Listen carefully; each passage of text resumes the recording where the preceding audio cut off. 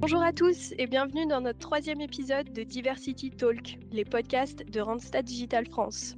Vous avez pu découvrir dans les 2 premiers épisodes de notre série 2 situations de handicap, le trouble de l'attention et le trouble du spectre autistique.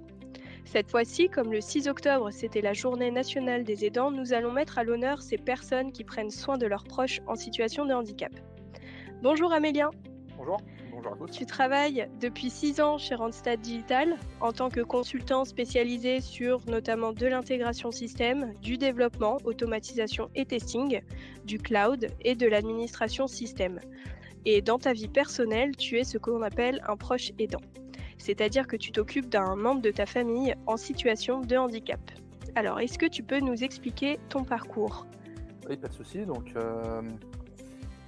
je suis arrivé maintenant il y a 6 ans chez Randstad Digital, qui à l'époque ne s'appelait pas Randstad Digital. J'ai été recruté suite à une volonté de ma part de mobilité géographique. Je viens de la région lyonnaise. Je souhaitais me rapprocher de ma compagne de l'époque qui habitait en Bretagne. J'ai donc été recruté et démarré ma première mission chez Asia. Il faut savoir que j'ai poussé un petit peu à la sortie concertée avec mon ancien employeur, puisque je savais que ma compagne de l'époque, qui est devenue mon épouse depuis, était déjà malade. Et au départ, cette maladie se traduisait par une grosse fatigue et des problèmes intestinaux. Il se trouve que quand je dis grosse fatigue, c'est qu'on prenait par là qu'on était dans un appartement qui faisait 70 mètres carrés. Il y avait juste un couloir de quelques mètres à traverser pour faire chambre, salon. C'était déjà quelque chose qui pouvait s'avérer difficile pour elle. Mais on n'avait pas de nom là-dessus. Donc moi, en parallèle, j'ai continué ma petite vie chez OSI et ensuite Randstad Digital. Du coup, pour devenir spécialiste en intégration, SysOps, Senior Cloud Practice Expert, architecte de solutions sur les domaines que tu as expliqué précédemment. Et il se trouve que, je crois, quelques mois après mon démarrage chez le CIMUT, qui est depuis Domiacia, on a pu mettre un nom sur la pathologie de mon épouse qui était une sarcoïdose. Alors, il faut savoir que la sarcoïdose, c'est grosso modo, parce que je ne vais pas rentrer dans les détails, un dérèglement du système immunitaire.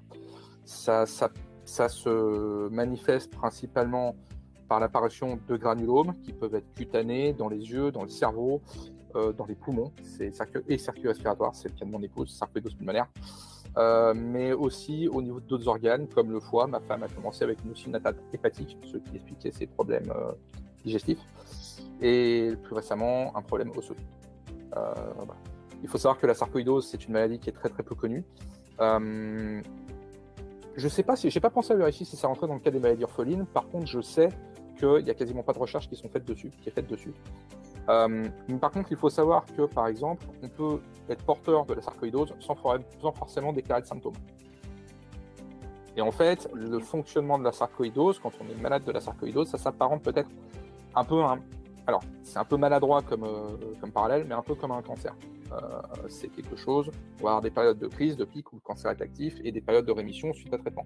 La sarcoïdose, c'est un peu pareil, c'est pas forcément les mêmes conséquences, encore que il y a des personnes qui décèdent, hélas, des conséquences d'une sarcoïdose. D'accord, ok. Merci pour cette explication. Et donc toi, dans tout ça, comment se caractérise ton activité d'aidant au quotidien ? Difficilement. Très difficilement. J'imagine. Non, très difficilement, parce que c'est quelque chose, en fait, Alors, c'est vrai que j'ai pas précisé au départ de mon parcours, mais je suis venu à l'informatique après une période dans les forces armées. Et du coup, c'est vrai que quand j'ai appris la pathologie de mon épouse, ma première réaction avec un moral d'acier, et là, ça a été super, les ennuis commencent. Mais au sens, c'est pas péjoratif, hein, c'est vraiment, c'est humoristique, mais c'est pas péjoratif. Hein. Et du coup, c'est vrai que en fait, je me rends compte maintenant avec le recul que j'étais pas préparé. C'est quelque chose, et d'ailleurs, on n'est jamais préparé à ça. Hein. C'est très clairement, on n'est jamais préparé physiquement, on n'est jamais préparé émotionnellement, psychologiquement. Et en fait, c'est un apprentissage qu'on doit faire tous les jours. C'est un apprentissage par rapport à l'autre, mais aussi un apprentissage par rapport à soi-même. En fait, c'est un peu comme devenir parent. Le parallèle est un petit peu, peut-être un petit peu hasardeux, mais c'est un petit peu comme devenir parent où en fait, on apprend tous les jours. On n'est pas prêt à être parent. Ceux qui sont parents récemment ou qui attendent des enfants, vous n'êtes jamais prêt à être parent. Et vous apprenez tous les jours au contact de votre enfant. Voilà. C'est à peu près la même logique, quoi. Si je devais résumer. D'accord. Et donc, comment est-ce que tu concilies ton rôle d'aidant et ta vie professionnelle? Alors, avant le Covid, je conciliais, quand j'ai appris ça, j'ai concilié de la façon suivante. J'ai immédiatement appelé mon manager de l'époque pour lui expliquer, pour en parler. Et lui dire que de toute façon, il était hors de question que je laisse ma compagne aller affronter ses rendez-vous médicaux seule. Quelles que soient les nouvelles qu'on aurait dû apprendre, je serais là pour les entendre avec elle. Bonnes comme les mauvaises. Hein. Bon, il n'y a pas forcément beaucoup de bonnes nouvelles, mais il n'y a pas non plus trop de mauvaises nouvelles non plus. C'est plutôt resté stable, quoi. Et du coup, j'en ai parlé avec lui immédiatement. Je me suis dit, je sais pas comment il va réagir. Hein. J'étais quelques mois que j'avais là, je savais pas du tout comment il allait réagir. Et en fait, j'ai eu la chance de découvrir qu'en fait, à l'époque aussi, c'est toujours le cas chez Randstad Digital, il y a une culture d'entreprise qui fait que ce genre de situation, on n'est pas seul pour les gérer. Bien sûr, le manager n'est pas forcément là. C'est pas son boulot de nous accompagner, de nous tenir la main. Mais à l'époque, il n'y avait pas de cellule handicap. Je sais que s'il y avait eu besoin, il m'aurait immédiatement mis en relation avec toi pour besoin de machin, conseil, s'il y avait besoin. Par exemple. Ou avec la référente locale de Bretagne. Et ensuite, comment je me débrouillais, j'ai été flexible sur mes horaires de boulot. J'ai eu la chance aussi d'avoir le client, parce que j'ai tenu le discours au client, le même discours au client, et les deux ont été très compréhensifs, ils m'ont dit pas de souci. Voilà. Dans la vie, il y a des priorités, donc voilà. C'est le boulot, tu peux le faire après, voilà. Donc pas de souci, prends le temps. Quand tu as besoin, tu préviens, tu prends le temps. Voilà. Et donc, qu'est-ce que tu recommandes justement aux managers pour accompagner leurs collaborateurs qui sont aidants familiaux? Alors, faire ce qui m'est arrivé, c'est-à-dire au départ être très cool et puis ensuite me permettre de télétravailler. D'accord, ouais. Non, mais très clairement, être flexible. Depuis le Covid, je suis flexible, je suis en full remote. C'est pas un sujet pour moi, ça me permet moi d'être, si j'ai besoin de temps pour de pas me poser la question de comment je vais rattraper les heures, le machin, ainsi de suite. Je suis chez moi, donc ça me porte la flexibilité dont j'ai besoin. Et puis surtout, comment c'est la recommandation que je fais, c'est il n'y a pas de secret, faut en parler. Faut en parler. C'est pas une tare, c'est pas faut en parler. Ok. Et du coup, à l'inverse, ouais. Pardon. Le truc qui est un peu dommage, c'est que je disais, tu vois, c'est qu'une impression. Je ne vais pas forcément énoncer une vérité, mais j'ai l'impression que, par exemple, un enfant qui doit subir une opération lourde, on va plus facilement en parler parce que l'opération est lourde, on sait qu'il y a un temps de pathologie derrière, de remise en état, mais qu'après, l'enfant, il va bien. Et on va en parler plus facilement qu'un truc qui est chronique. Et c'est con parce que le truc qui est chronique, ça permet aussi de mettre en place des choses, soit pour le collaborateur qui est dans la situation, qui a une maladie chronique, une pathologie chronique, pour faire simplement vivre un peu comme tout le monde, soit de permettre à la personne qui est aidante justement d'être bien dans sa tête, d'avoir le filet de sécurité pour se dire que c'est le perso, mais justement le perso il peut prendre le temps de le gérer parce que ça va pas impacter son boulot et ça permet de la flexibilité, quoi. Et c'est important. Voilà. Ok. D'accord. Et donc à l'inverse, quels sont tes conseils plutôt destinés aux proches aidants? Ne pas faire ce que j'ai commencé par faire. C'est-à-dire que je suis parti du postulat qu'il y avait besoin d'une aide. Non, il n'y a pas besoin d'une aide.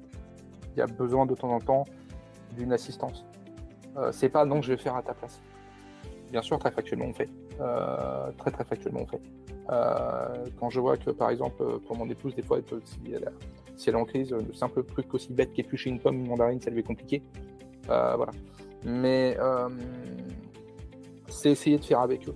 Voilà. C'est tout simplement. C'est un petit peu comme une personne qui est dans un fauteuil, c'est un peu bête ce que je vais dire, mais elle n'a pas besoin, par exemple, dans les locaux d'une entreprise, une personne qui est dans un fauteuil, elle n'a pas besoin qu'on l'aide à traiter un dossier. Ce qu'elle veut, c'est que le dossier, qu'on pense au fait de sa situation et que le dossier soit à sa hauteur. Sans que ça impacte forcément les autres non plus, quoi. Parce que ça lui permet en fait tout simplement de faire la même chose que tout le monde. C'est con, mais c'est voilà. D'être autonome. Ouais. Oui, c'est un peu, pardon, c'est bête, mais voilà. Les conseils pour les proches aidants, moi, c'est trouver une activité pour se vider la tête. C'est trouver quelque chose qui vide la tête.